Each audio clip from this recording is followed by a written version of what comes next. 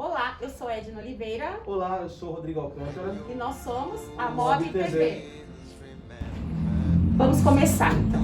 Primeiro eu gostaria de agradecer ao casal de pastores, Ricardo e Jerusa, que aceitou o nosso convite para participar do 4º episódio do canal Mob TV do Quem Ama Cuida. O Ricardo, ele é teólogo brasileiro, presidente da Igreja Nacional Bethesda, em São Paulo, e mestre em Ciências da Religião.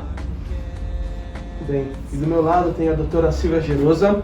Ela é terapeuta familiar, especialista em sexualidade humana, ela é teóloga e também é pastora na Igreja Bethesda.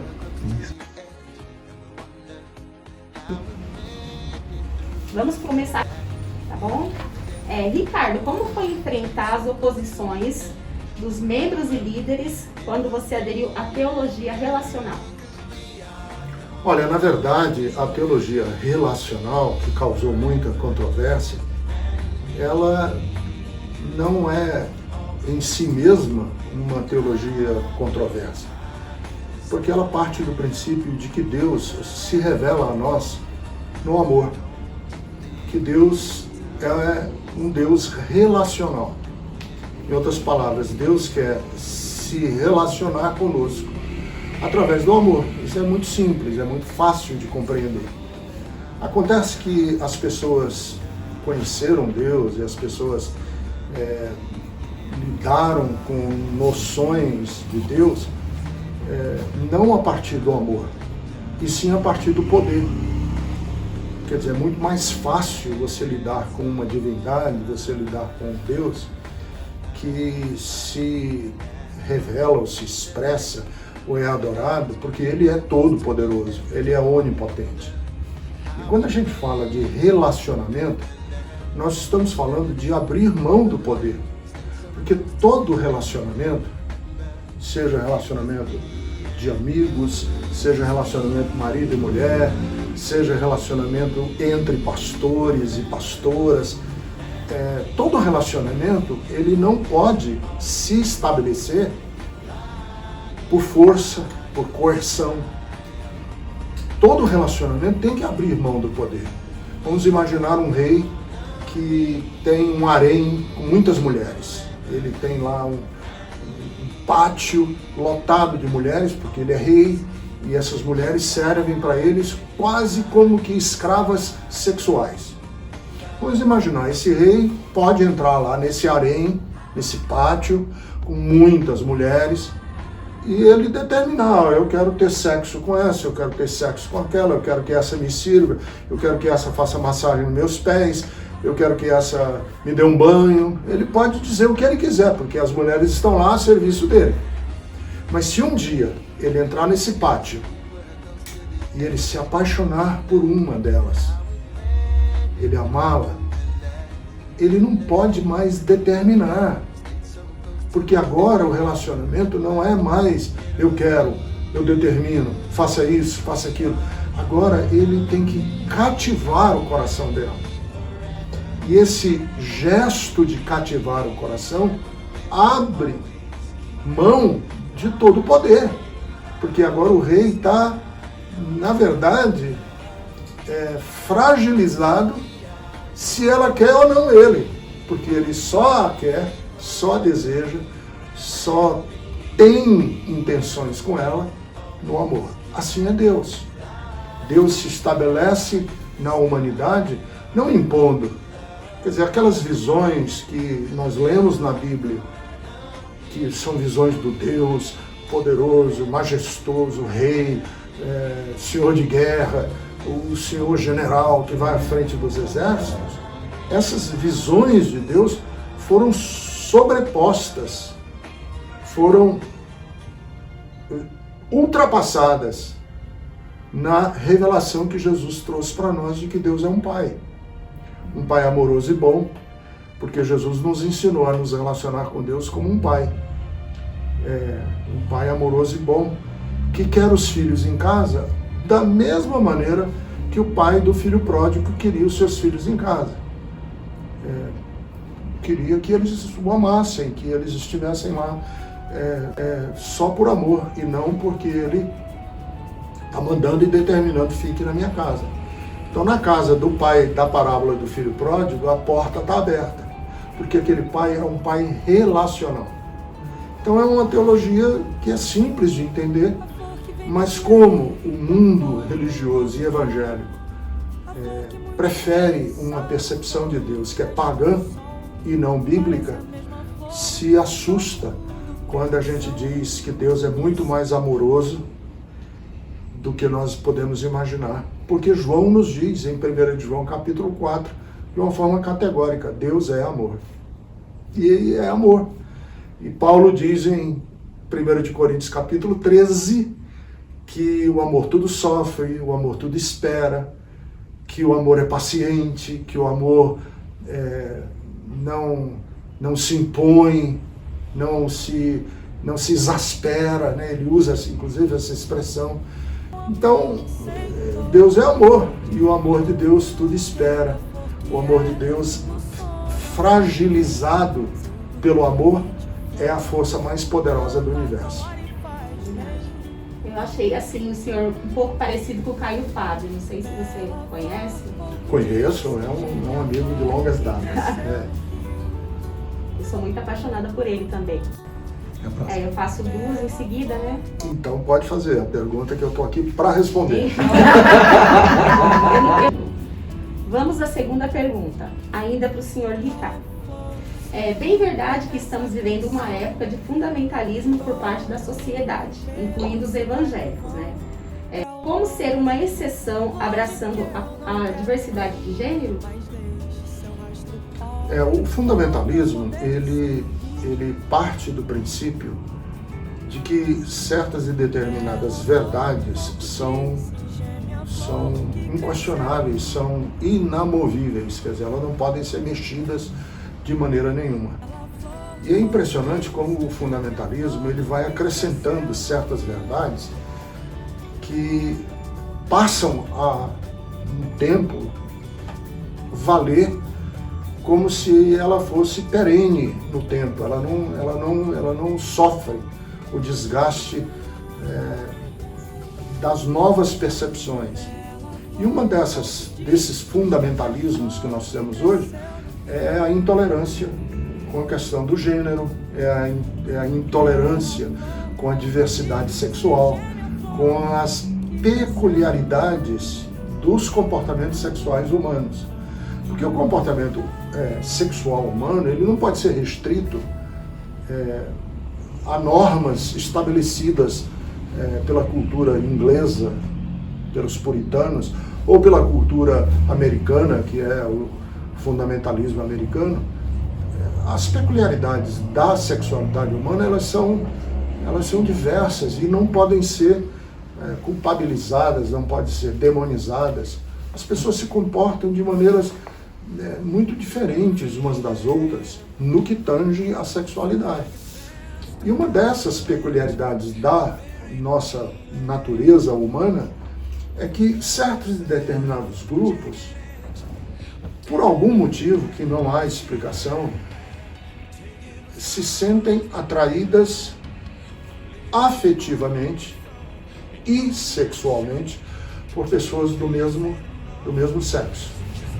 Daí vem o termo homossexualidade, que é uma peculiaridade humana. Ela não é nem é boa, nem é ruim, nem é certa, nem é errada, porque isso não cabe dentro desses juízos de valores, dessa moralidade ou desse moralismo. Só para dar um exemplo, quando os portugueses chegaram aqui no Brasil, invadiram o Brasil, né, que na verdade eles não descobriram nada, quando os portugueses invadiram o Brasil, eles se horrorizaram com o comportamento de certos povos indígenas que tinham certas práticas sexuais que eram, na verdade, inocentes, ingênuas, sob o ponto de vista de quem está analisando de fora.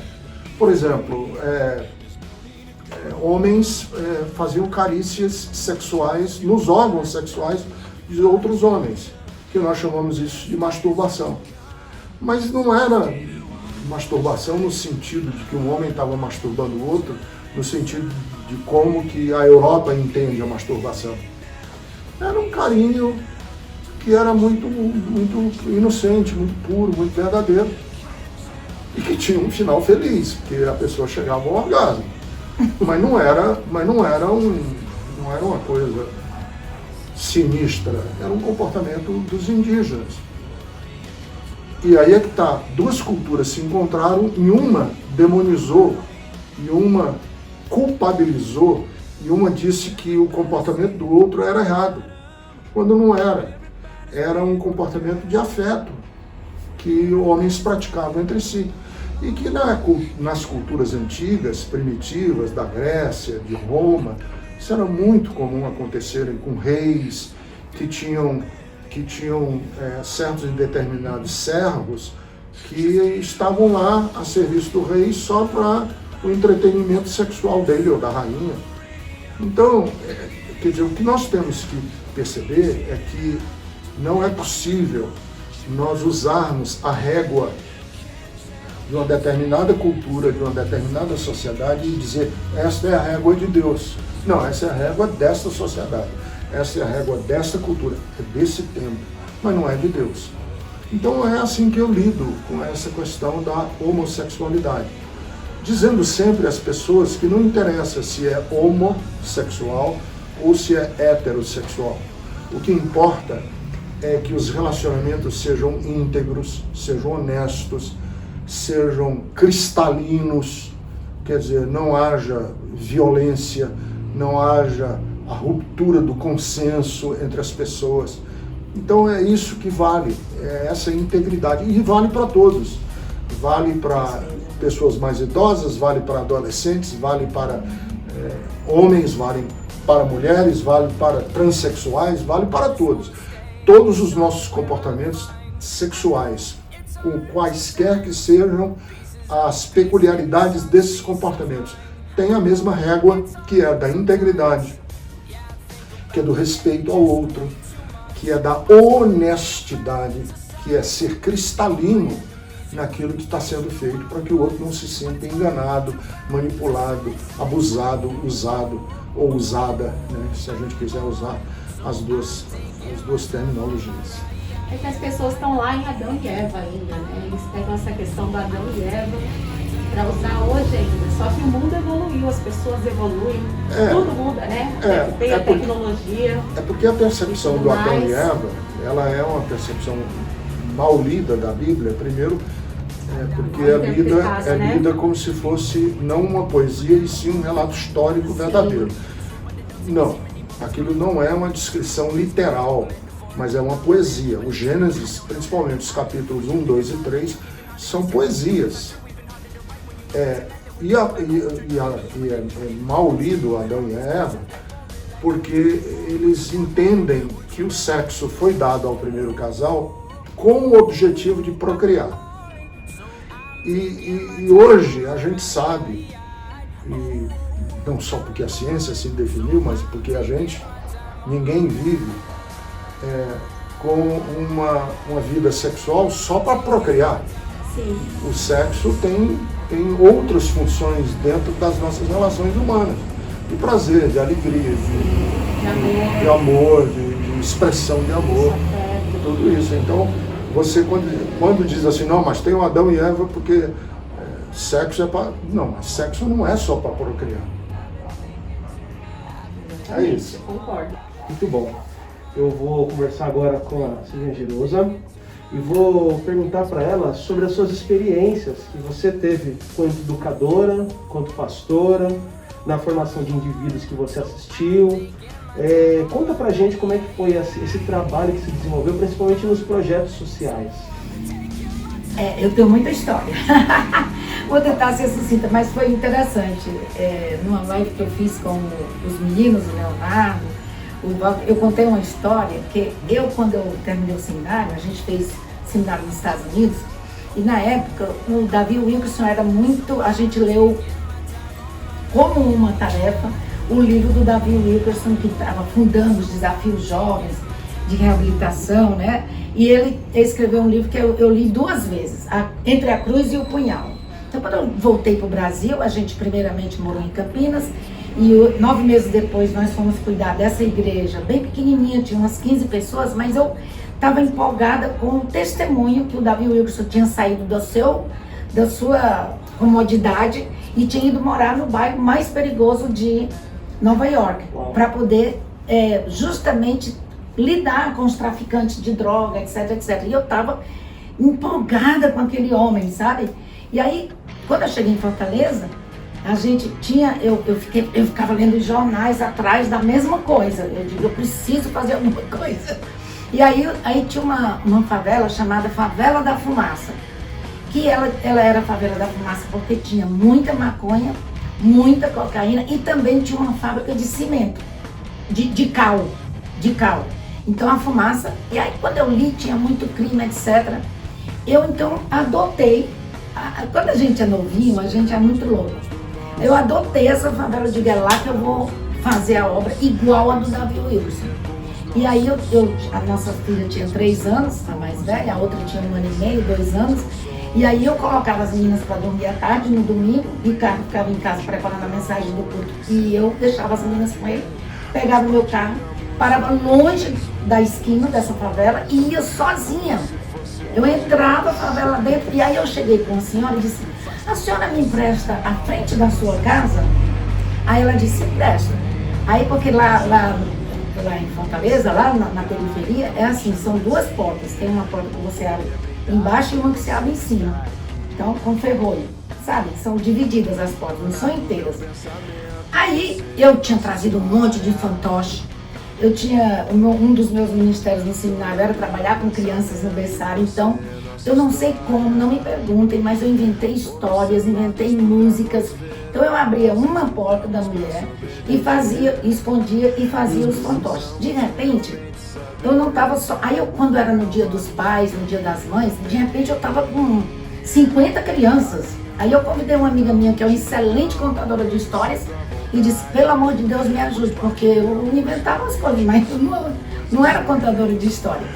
E aí eu ia nos depósitos, eu pegava sabonete, eu pegava para poder distribuir para os pais nos dias dos pais, sabonete, pasta, papapá. De repente, eu me transformei a benzedeira, porque eles me chamavam para ir benzer as crianças. Aí quando eu fui visitar as casas, eu vi aquela barrigona de desnutrição, lá no Ceará a gente chama de lombriga, de verme, e os olhinhos esbugalhados, sabe, de muito verme. Aí um dia Deus me falou, de que adianta você ir?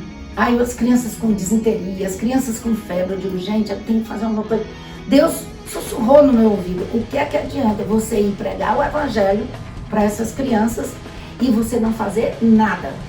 Porque essas crianças estão precisando de alguma coisa. E era numa época, foi na década de 83, 84, a 1984, quando tinha muita seca no Ceará e não tinha escola para todo mundo. Hoje tem escola, né, para todo mundo, mas não tinha. Aí Deus disse, faça alguma coisa. E aí eu voltei, fui fazer pedagogia, eu tinha feito letras, teologia, fui fazer pedagogia porque eu queria o método Paulo Freire, que hoje eu não entendo por que as pessoas são tão contra Paulo Freire, mas para educar tem que ser Paulo Freire. Aí eu fui fazer pedagogia, porque eu já tinha feito letras, então com mais um ano eu terminava a pedagogia. E eu fui fazer letras, ou pedagogia, porque a minha visão agora era abrir escola em todas as favelas que eu pudesse, porque eu acredito que a escolaridade é a maneira de romper o ciclo da pobreza. Enfim, uma longa história. As mulheres da minha igreja não me apoiaram, disseram que eu queria aparecer, porque o que eu fazia? Nossa igreja, o nome da nossa igreja era Assembleia de Deus da Aldeota, que era um bairro chique de Fortaleza. Mas eu disse, se a gente quer trabalhar nas favelas, nas comunidades pobres, a gente não pode ter esse nome chique. E aí a gente colocou, lembre-se, eram só 15 pessoas, 20, então a gente colocou em votação para mudar o nome da Bethesda para Igreja Assembleia de Deus Bethesda, que quer dizer o lugar da misericórdia divina. Tirar aquele nome Aldeota, porque eu queria a Assembleia de Deus lá em Grande Portugal, Antônio Bezerra, em todas as favelas que a gente pudesse. E aí as mulheres, que eram poucas, 10, 11, disseram, eu mostrei o projeto para elas, bati foto da comunidade, disseram, nós não vamos lhe apoiar. você quer aparecer. Aí eu fui pra casa chorando, falei pro Rick. Aí ele disse, vamos fazer. Hoje a gente é contra, tá? Fazer essa, como é que a gente chama? Esse teste com Deus, né? Se for de Deus, eu disse, Senhor, se for da minha carne, não vai se cumprir. Mas se foi você que me sussurrou no meu coração isso, dentro de uma semana eu terei uma resposta. Fazer prova de mim. Pronto, fazer prova de mim. Fiz a prova com Deus. Rapaz, aí eu fui, quando a gente morou nos Estados Unidos, eu fui secretária bilíngue de um pastor Bernardo Johnson, que era missionário nas Assembleias de Deus, não sei se você conheceu. Então, taquei o telefone, pastor Bernardo. Não, a gente foi para um sítio que ele estava visitando lá em Fortaleza. Aí ele disse, Juju, meu apelido, né, que ele chamava de Juju, eu tô com um projeto lindo para trabalhar com crianças aqui no Brasil, para abrir escola. O quê? Fui em casa, deixei ele lá no sítio que era perto lá de casa, peguei todo o meu projeto, as folhas de cartolina, eu já tinha escrito o projeto inteiro, levei e disse, pronto, você já tem a sua primeira escola. Aí ele disse, pronto, vou lhe ajudar. Beleza, agora eu tinha que encontrar a casa. Saí, enfim, encontrei uma chácara parecida com a que a gente tem agora aqui, lá em Jardim das Fontes, 6.000 metros quadrados, uma casa com 8 quartos, piscina, maravilhosa. Aí eu disse assim, pronto, vai ser aqui. Liguei pra ele, fui lá falar com o cara, que era uma chácara que o dono tinha falido. Olha, em 1984, 35 mil reais. Aí eu disse pro pastor Bernardo Jones, pastor, tá aqui, encontrei, a gente pode dar X de entrada, pode pagar. Aí ele disse, Juju, eu desisti. Não, senhor, o senhor não vai desistir. O senhor vai colocar o joelho no chão, você vai orar, daqui a meia hora eu vou lhe ligar de volta. Pare de politicagem. Se você quiser, eu ponho o nome da sua mãe, da sua avó, do seu pai. Eu não quero saber. Mas essa escola vai ter que ser aberta. Isso eu já estava treinando os professores há um ano. Para poder a gente adotar o método Paulo Freire, o método construcionista social, que era um método desconhecido ainda no Brasil. Novo, né? Não era novo ainda. Pronto. Aí eu sei que eu liguei meia hora depois. Pastor Bernardo disse, tá bom, Juju, eu vou mandar a entrada. E depois foi um sacrifício conseguir todos os outros meses, porque eu dividi em suaves prestações sem juro. Na época o juro era 35%, a inflação era 35% ao mês. E eu consegui com o presidente do Banco do Nordeste. Olha, gente, eu era muito ousada. Enfim, mas para vocês terem uma ideia, eu inaugurei 2 escolas em 2 comunidades diferentes no mesmo dia. De manhã uma, de tarde outra. Uma em Grande Portugal, outra em Alto Nunes. Enfim, aí depois eu comecei a abrir em todo lugar. Abrimos numa cidade chamada Boqueirão de Cesário, que é na BR-116, que só tinha prostíbulos. Para os caminhoneiros é a passagem deles, então nós conseguimos abrir uma escola que depois ela foi considerada uma das melhores escolas do Beberibe. Depois abrimos uma escola em Tauá, Vale do Inhambuns, Vale dos Demônios, que é longe pra caramba de Fortaleza.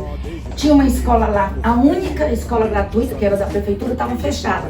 Nós fomos lá, chavecamos o prefeito e disse, olha, a gente vai fazer essa escola gratuita com curso de informática, etc, etc. Também a única escola gratuita, muitos anos que tivemos lá em Itauá e ainda existe, eram do nosso projeto chamado Centro Social Bethesda. Então, e aí todos os nossos meninos, eu contratei atletas de Cristo, contratei para todos os nossos atletismos, todas as corridas, a Universidade Estadual e Federal já chamaram, traz os meninos do sítio, que a gente chamava Sítio Bethesda, né? Traz os meninos do sítio, traz os meninos do Centro Social. E eles ganhavam toda, dos meninos riquinhos. A gente dava nutrição especial, aí nós já tivemos centro de nutrição para as crianças desnutridas, conseguimos poços artesanais na época da seca para poder ter para a comunidade. Aí eu fiz a campanha Um Fio. Agora, eu quero contar uma história engraçada. Essa, lembrem-se, eu não era assistente social, certo? Aí no primeiro dia de aula, as professoras chegaram chorando. Jerusa, não vai dar. As professoras davam deota, tá? As doquinhas. Porque caía piolho assim do cabelo dos meninos, caindo piolho, não sei o que, não tem problema.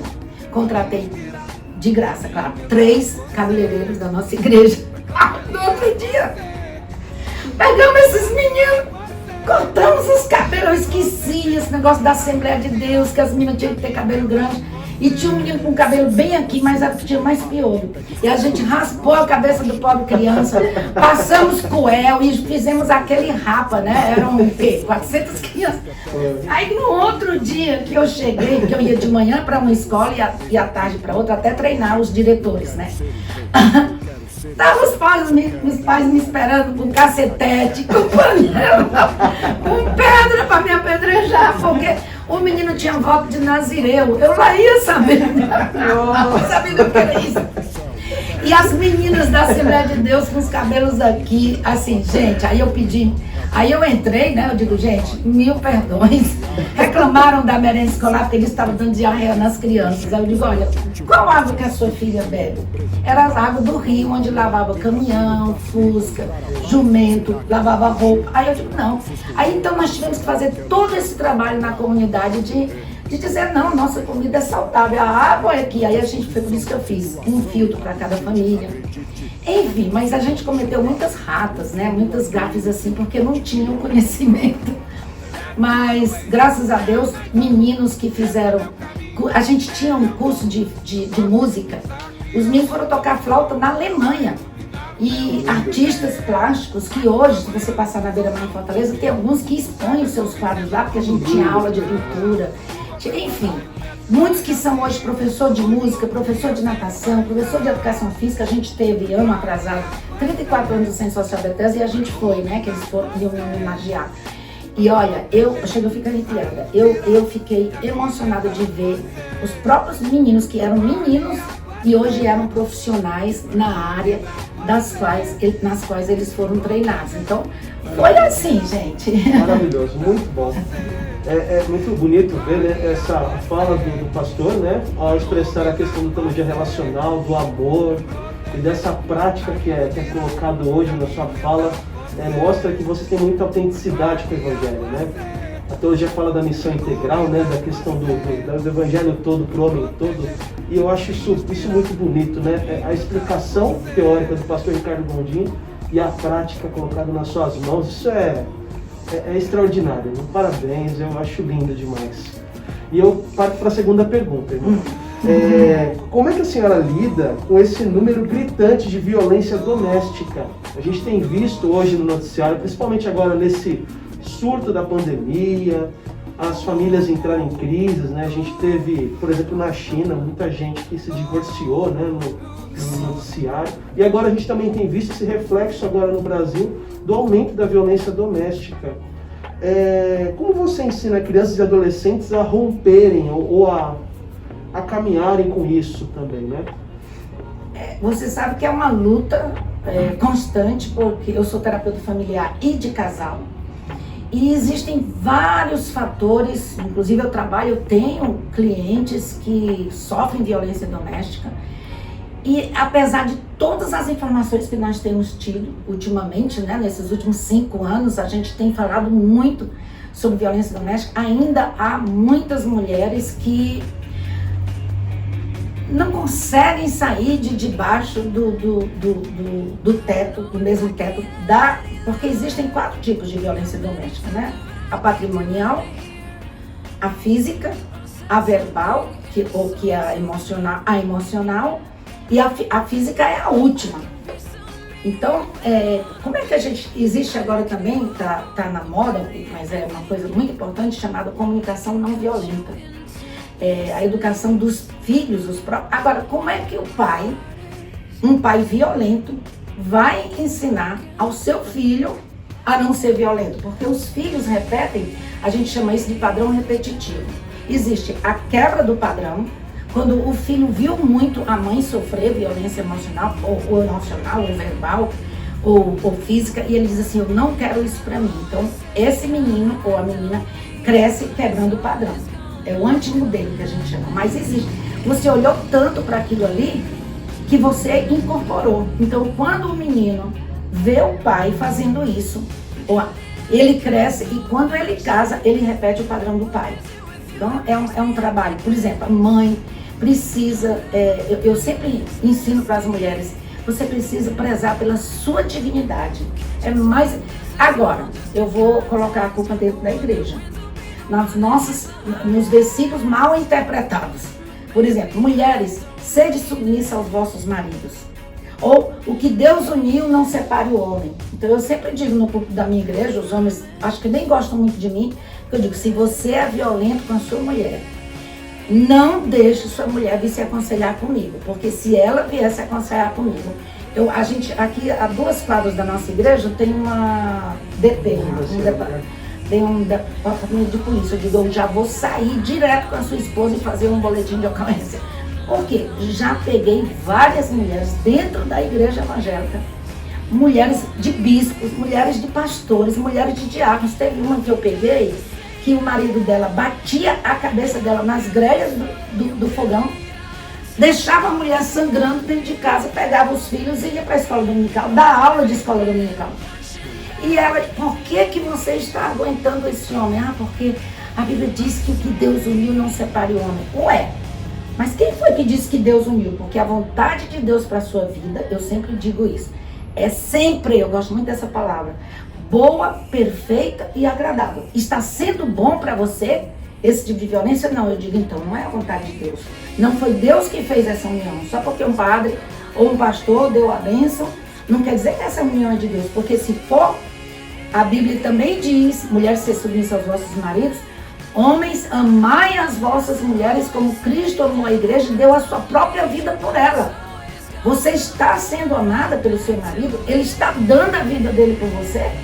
E o próprio Pedro diz, né, que as orações dos homens serão ouvidas se eles tratarem bem as suas esposas. Então, a igreja contribui muito para esse tipo de violência. Ah, eu sou o cabeça. Um dia a gente pode até fazer para a gente desconstruir esses versículos. Eu sou o cabeça. Por quê? A mulher é um ser inferior?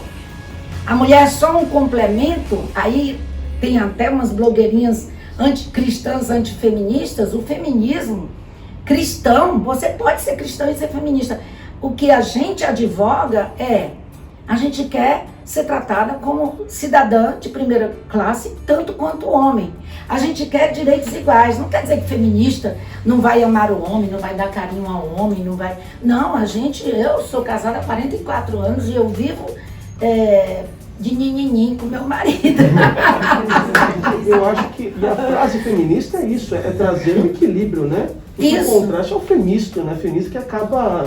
Exato. Né? Não, a gente quer casar, a gente quer amar, a gente quer ser feliz, mas a gente quer ser tratada com dignidade. Sim. É isso, o feminismo é isso. O feminismo cristão não tem como ser cristã, mulher e não ser feminista. O problema da mulher na igreja, a mulher fica calada na igreja. Coitado de Paulo. Paulo foi muito mal interpretado, né? Aí o pessoal, Paulo é machista. Não. É a interpretação daquilo que Paulo falou. A mulher que fique calada na igreja, a mulher não pode falar, a mulher não tem a imagem de Deus. E aí, voltando para Gênesis, diz que Deus criou macho e fêmea à sua imagem e semelhança. Então, é isso aí, é difícil. Mas nós precisamos desconstruir esses versículos. As mães precisam... desculpa, eu estava falando sobre como é difícil. Às vezes a mulher casa e ela tem 3 filhos, 4 filhos. Como é que ela vai sair de casa com 4 meninos, sem emprego, porque ela deixou tudo para cuidar dos filhos? Como é que ela vai deixar? E os pais, eu já peguei muito caso assim, tá? No meu consultório. E as famílias não ajudam, as famílias não apoiam. Não, ela vai ter que ficar com ele, porque nós não vamos poder cuidar dela.